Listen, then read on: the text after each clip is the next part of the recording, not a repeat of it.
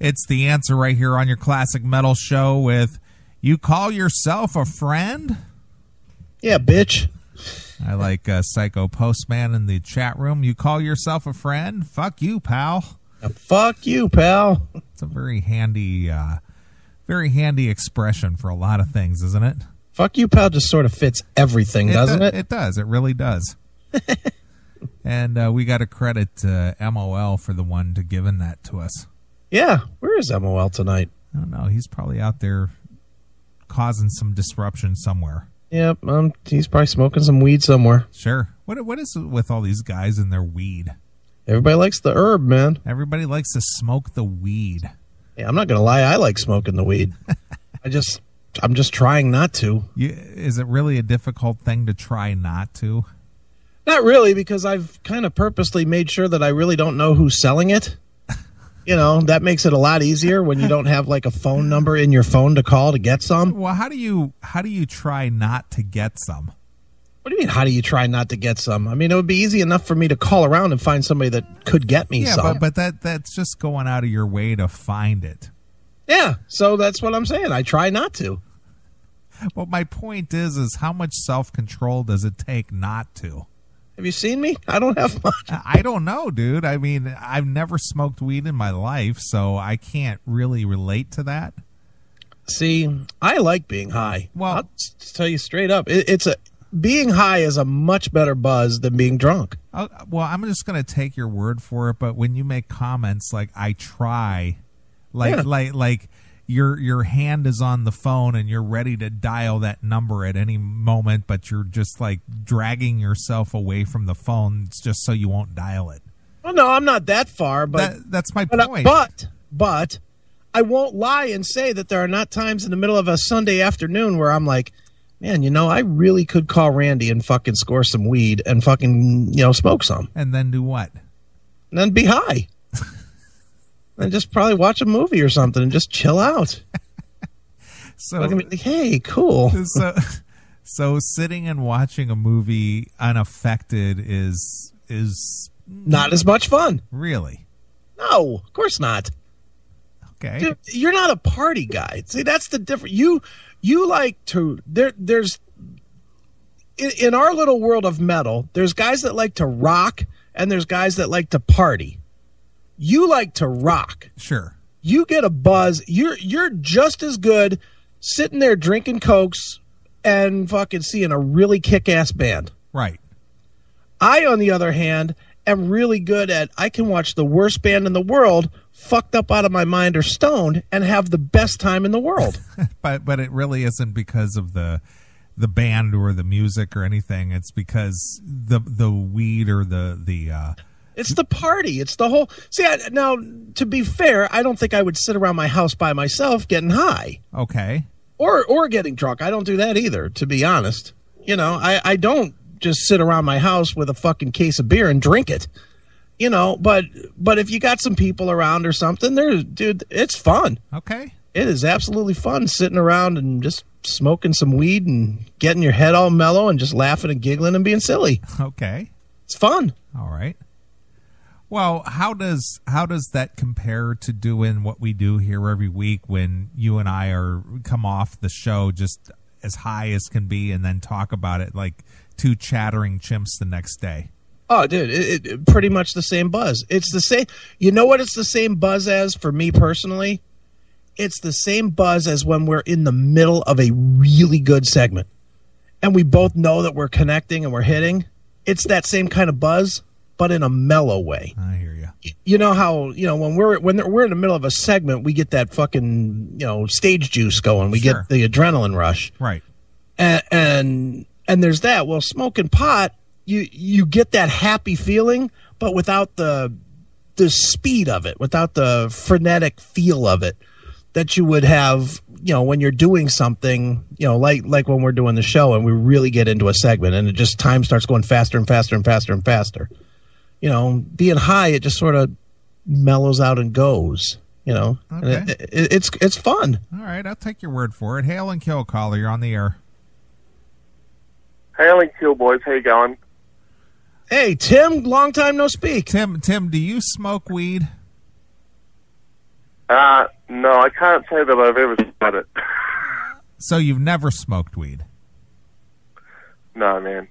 Tim, have you ever eaten Mexican jumping beans? No, because I can't jump very well.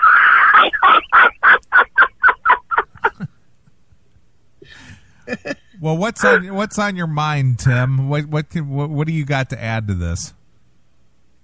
I was just going to put in a request that I thought would be very appropriate that Chris would love as well. What's that? Sammy Hagar's High Hopes from Unboxed. Well, stoned by enough's enough. Yeah. Anyway, enjoying the show. Hail and kill. See you soon. All right, we'll talk to you in a minute, Tim. Where are we going to see him? Yeah, on video. Apparently. All right. Well, anyway, I was just curious because, I know people who, that's a big part of their life. I mean, obviously, I haven't really hung out with Randy. And at one point when I had seen him years ago, he had told me he had sworn off the weed. But, obviously since he's been back on the show, or when he made his debut back on the show a few weeks back, you said that he was pretty baked. Oh, he was pretty lit. So obviously the weed is something that's still a very important part of his existence. Oh, dude, I think everybody that smokes weed sort of finds their way back to it once in a while. I honestly do. Well, how is it? And I know this isn't the psychology show, but I always hear people say, "Well, weed isn't addictive, man. It's not addictive." Well, I gotta disagree. I disagree. It may not be chemically addictive, like alcohol or cigarettes or whatever are chemically addictive. But man, if you like, I can only speak for me, obviously, but I like the rush of all of it. I like being high. I like being drunk. Back in the old days, I liked snorting coke. I liked shooting H. I used to do all that shit. And, I won't lie, it was fun. I love when I hear these guys that are trying to quit, shooting smack in their arm or whatnot. I love when these guys go, I don't like the fucking high, man. It's not good. I'm glad I quit because it wasn't good. Bullshit. It's a fucking great high. It's your mind is just numb, and it's fucking, yes, it is so relaxing. Right. Exciting and, dangerous, and, it is. But again, I never shot up to the point where I was a fucking junkie. I only did it, I think, 3 times. But being high is addictive. Being high on whatever it is addictive. It's just like people that run. People that jog, they fucking get that high. Their endorphins open up and they get run. And they get like a buzz. Sure. So, and anything that makes you feel good is addictive. I don't care what it is, whether it's pussy or running or fucking, eating or whatever. If it makes you feel good, you want to do it again. Right. And that's the addiction. Right. Well, during the time that you were married and you kind of refrained from having really any kind of a social life. Yeah. And, the last couple years of your marriage, I know that you didn't even drink, or you didn't really go anywhere, or you didn't do anything. And even with all the stress at home and all the hardships and, day-to-day feeling like you had the weight of the world on your shoulders. Yeah. How did you deal with it without feeling or having this urge to go out and get high or get drunk or whatever it is that you're... Oh, I had the urge every day. Well, I don't doubt you had the urge, but what kept you from doing it? Wasn't worth the argument. Wasn't worth the hassle, And for the most part, I zoned out of life with my fucking headphones on. Right. Just played tunes and, zoned out into the tunes for years. That's all I did was listen to tunes. Write. I did a lot of writing. Okay. I did do a lot of writing at that time. So you had other outlets that, were not chemically induced in any way. Yeah. Oh, absolutely. Mm-hmm. And you know what? For me personally, writing is one of those things that's very much akin to drinking or anything else. I get an absolute high when I'm writing and something comes out of my head right.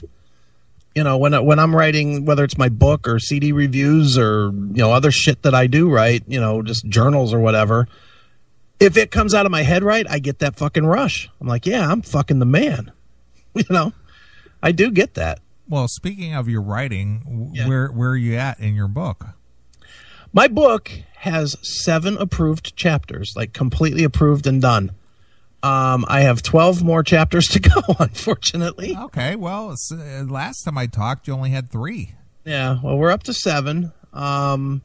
Maybe 8, because one of the chapters I'm contemplating splitting into 2 pieces. Somebody made a really good point to me about it, and I won't get into all that, but one of the chapters is probably going to get split into 2, because it makes a little more sense to do that. But yeah, the 19 chapters are written, 12 more to get through editorial, and then the big battle starts about the cover and the title. So that's where I'm at with that. Now, I don't know if you want to talk about it or not, but you described to me what the cover looked like. Yeah, I don't want to talk about what the cover is yet, or the title, but I will say that we're having a major disagreement between. Well, in fact, the disagreement is they're saying no, and I'm saying, well, then no book. You know, that's the disagreement, and we'll see where that plays out. You know, once the whole book is done. My personal hope is that once the whole book is done, then they'll come to terms with, okay, I gave them everything they wanted except for this one piece that's important to me. Sure.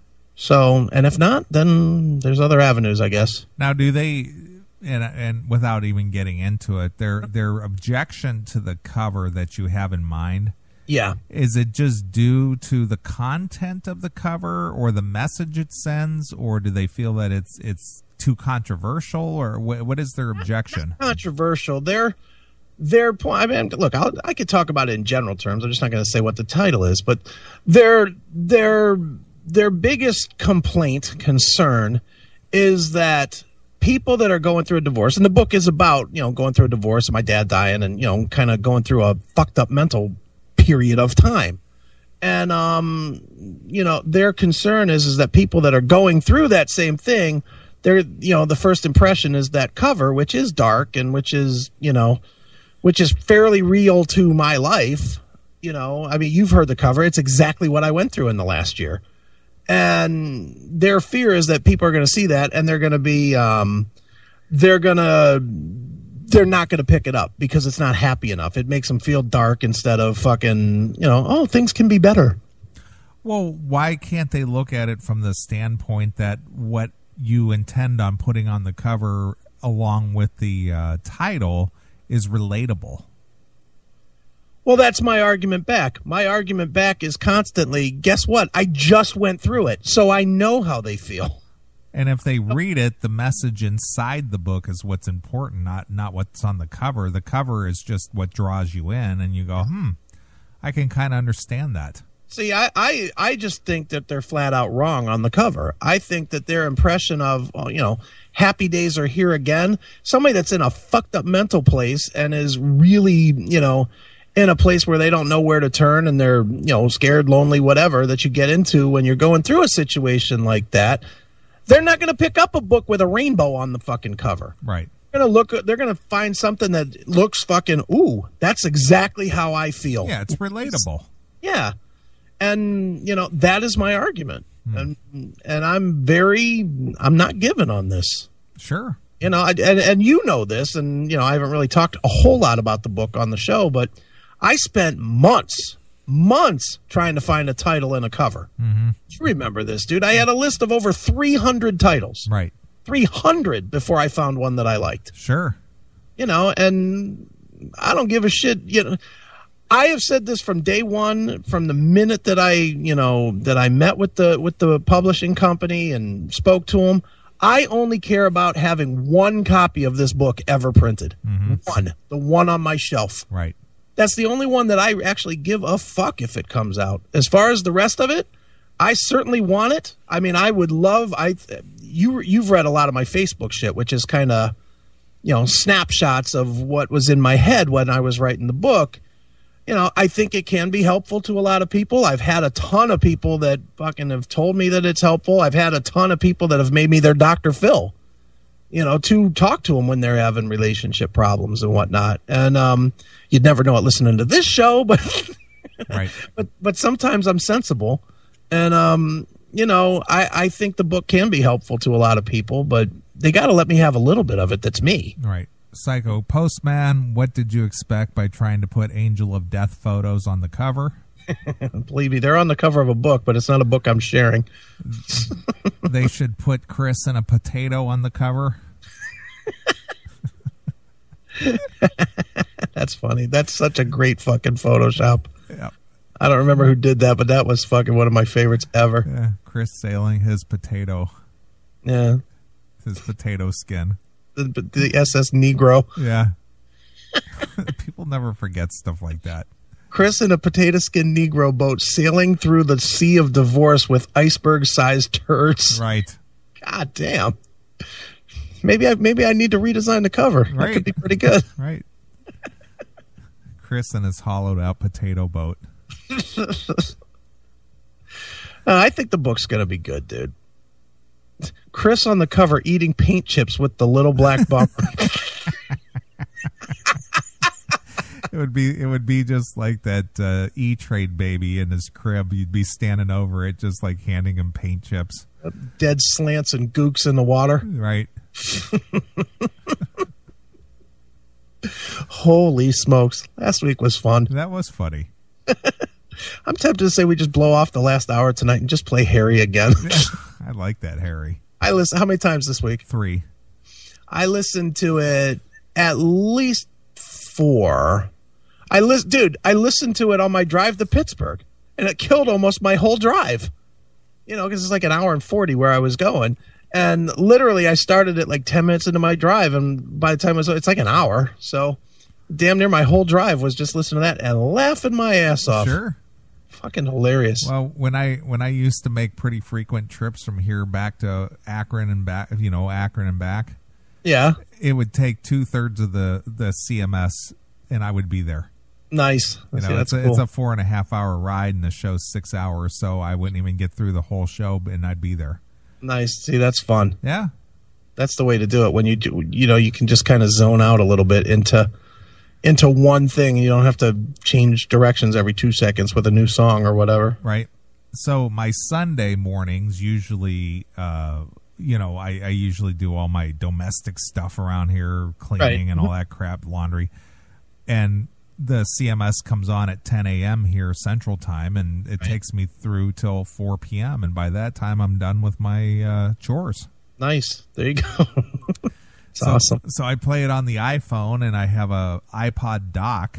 Okay. And I just put the iPhone in the iPod dock and then tune in the CMS radio network and listen to the show.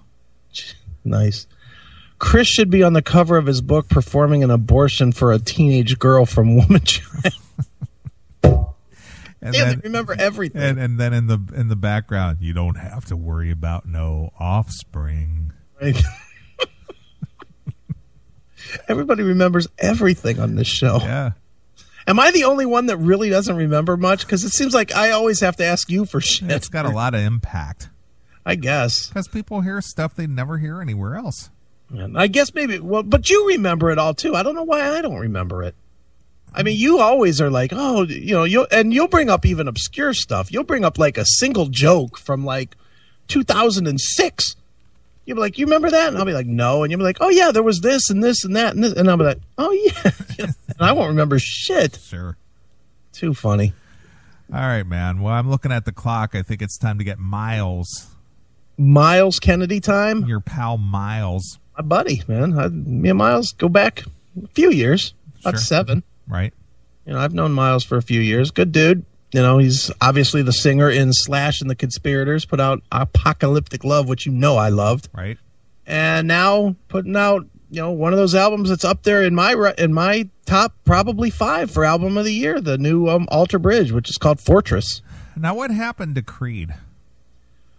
They hated working with that asshole Scott Stapp. Yeah, and what happened to him? Nothing.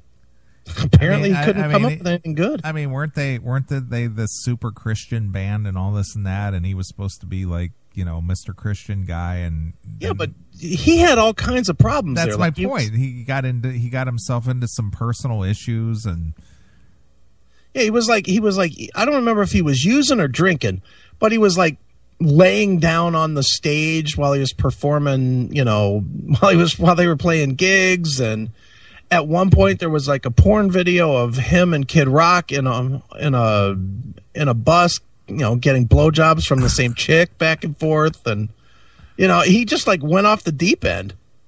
I don't know what happened to him that fucking pushed him all the way over, but they pushed his ass out, brought in Myles Kennedy, and renamed the band. Yeah, it was bizarre. And then in the very early days of Creed, they did the whole Pearl Jam thing. Yeah. Look, I'm one of those few, I will absolutely happily say I liked Creed. I know a lot of people hated them. I did not like them. I did not like them at all. I like them. I don't care what their stupid Christian messages are. I just like the tunes. Well, I just didn't care for the Pearl Jam knockoff vocals. Yeah. Well, I'd rather go to Pearl Jam than I would to Creed, but they're like soft Creed. Creed light. Yeah. Or Pearl Jam light rather. Right. Yeah, look, same with Nickelback. Sort of like Nickelback too. I don't hate them like everybody else does. Yeah, not a fan. I don't hate them, but I'm not a fan. They're certainly not my favorite band in the world. None of these bands are. But, I won't necessarily turn them off. Yeah. I'll listen. Yeah, it just never resonated with me. Yeah. Alter Bridge rules. You like Alter Bridge or not? Haven't listened enough? Yeah, they're okay. I'm glad they don't pick up where Creed left off. Oh, they're much heavier. That's what I'm saying. They're a totally different band without Scott Stapp. Yeah, they are.